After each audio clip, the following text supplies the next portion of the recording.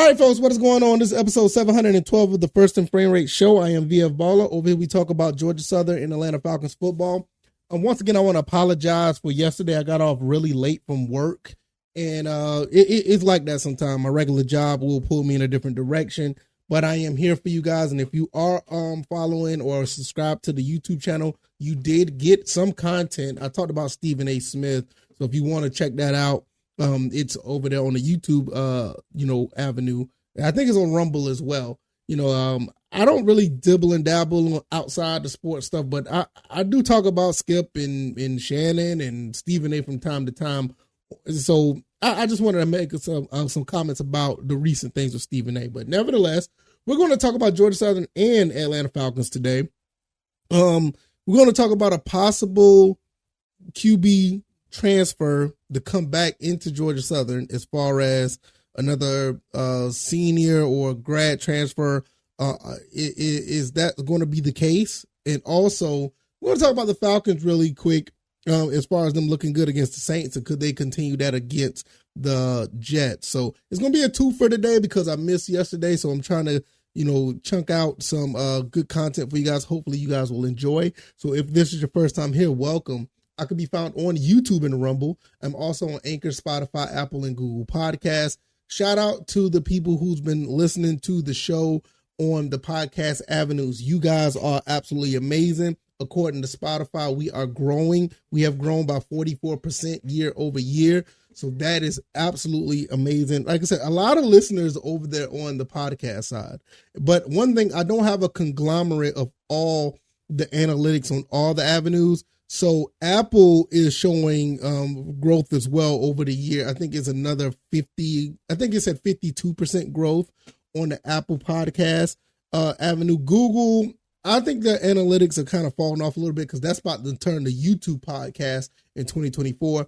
And Anchor and Spotify are basically the same thing, but it's just that it's just under different names. So it's not too much of a difference.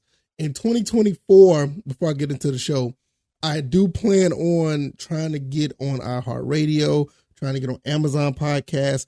I want to get on more avenues because there's some people asking about iHeartRadio basically since day one. And you got to meet a certain criteria. But the way that we're growing, hopefully by sometime 2024, we will get to that point, and it'll be all thanks to you guys. So I also can be found on Twitter at VF Baller. Also, the website is firstandframerates.com. And down in the description, you can find the PayPal or Cash App link if you want to support the show. All right, let's just go ahead and get into this really quick. Are we going to see another QB transfer for Georgia Southern? Is that the case? I see that a lot of fans are starting to open up to it more. I see a lot of talk and rumblings about it, especially with Will Rogers coming out of the SEC. Max Johnson left Texas A&M out of the SEC. I think he went to North Carolina. You got a lot of guys that are out there. More than likely, they're going to move to other Power 5 conferences.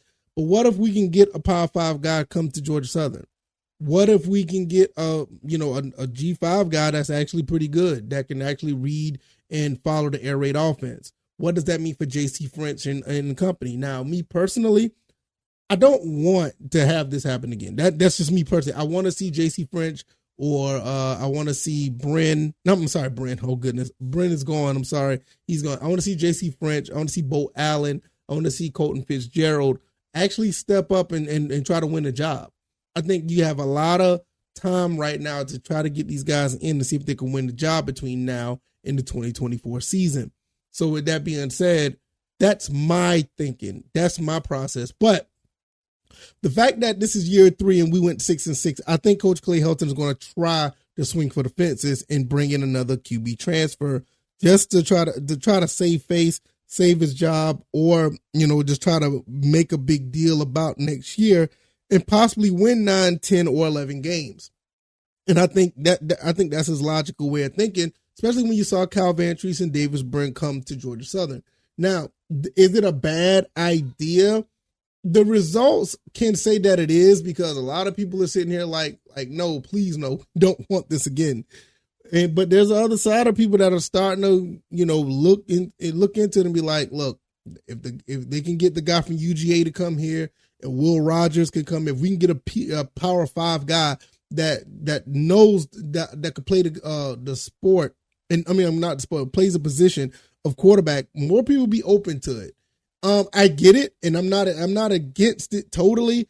I just want to see the young guys get a chance, because if we're constantly going back and dabbling in the transfer portal for a quarterback, I really start to question what Brian Ellis and Coach Clay Helton are doing with the development of quarterbacks. Now, I will say overall, every other position that we've seen, you've seen development. Even the fact that we lost our offensive line coach, you saw some guys on the offensive line get a little bit better. I guess the scheme is a little bit different because we have a new coach, but those guys aren't like extremely terrible. It's just a difference of a philosophy at the offensive line. You saw the defense get better with the talent that we had. Some transfers came in and made a difference. There's TJ Smith. Some guys who got extremely better, like Mark Stampley, also Tyrell Davis. And another transfer, DeMel Hickman, played very well this season. So there's a lot to go around when you're looking at transfers coming in. But for some reason, Georgia Southern has not hit the right button on the quarterback situation. Even with Cal Van Treese, I think he done a very good job, but it wasn't the result that we wanted. I think it was a lot of interceptions that were thrown. I think he did some heroic things throughout the season and made Georgia Southern fans believe that we could throw the ball.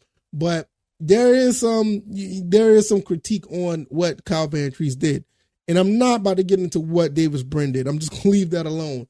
But at the end of the day, I said this at the end of episode 711, don't be surprised if another QB transfer comes in. Am I a fan of it? No. But I got a gut feeling that's what's going to happen.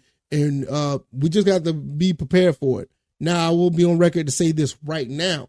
If you bring in another transfer, Coach Clay Helton, and it doesn't pan out, and stat-wise, I don't really care about the stats, but if this quarterback is going to be the main reason why we're stuck in certain situations throughout the season, and we end up going, 6-6 yet again, and it's going to be some questions about the job. And I don't like to talk about that in especially when it comes to coaches that I do like. I like Coach Clay Helton. I like the energy that he's brought to Georgia Southern. But, at this point, 6-6 really can't cut it. It can't. I understand. I believe it's a 4 to 6 year process, but you got a lot of fans that are not happy with 6-6.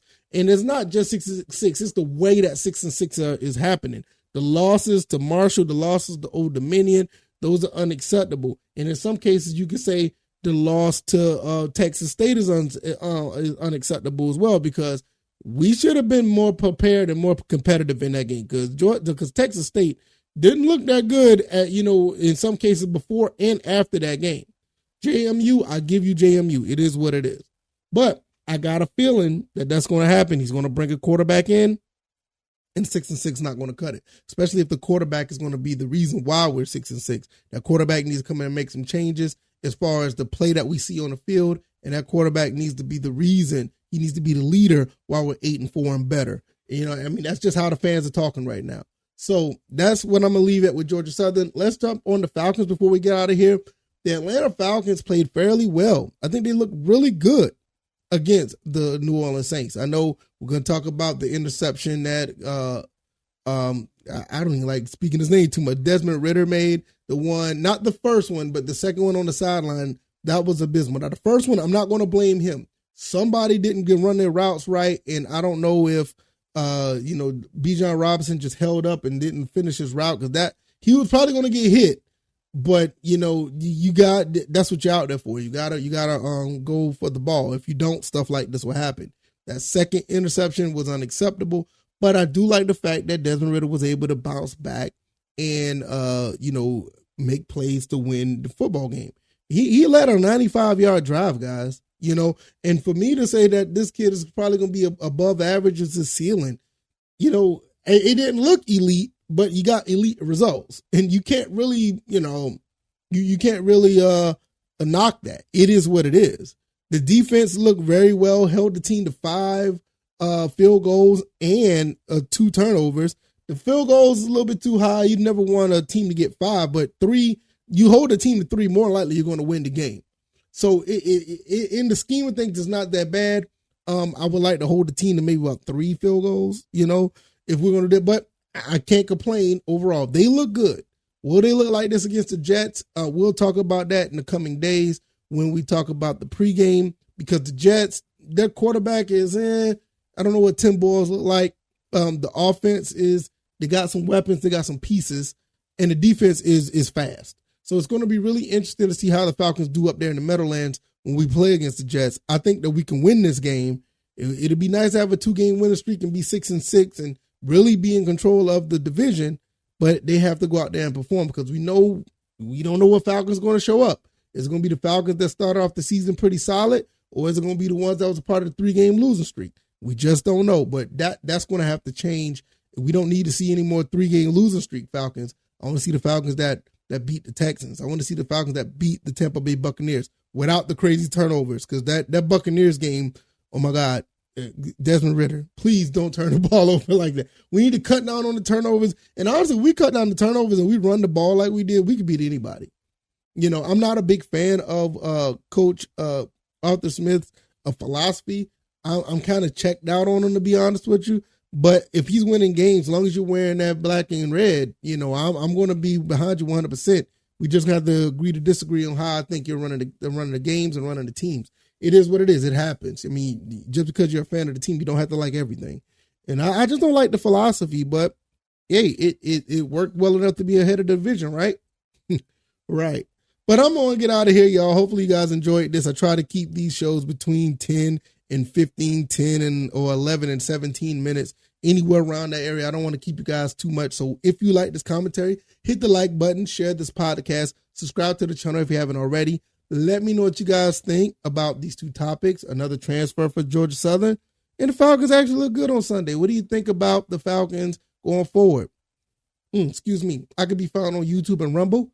Oh, I'm about to sneeze. I could be found on YouTube and Rumble, also on Anchor, Spotify, Apple, and Google Podcasts. I can also be found on Twitter at the VF Baller. CashApp and PayPal links are down below. Thank you guys for the support. 2023 looked like it's been an excellent season, year for the show. Like I said, we're up 44% on Spotify. We're up like another 50% on Apple. I don't know what Google is right now. I have to look and see, but on average, we're up around 50% from last year. I mean, you just can't beat that. And it's all thanks to you guys. All right, y'all. I'm going to go hang out with the family. I'm going to get out of here. All right, y'all. Y'all be careful. Y'all take it easy out there, and y'all be blessed. All right, y'all. Peace.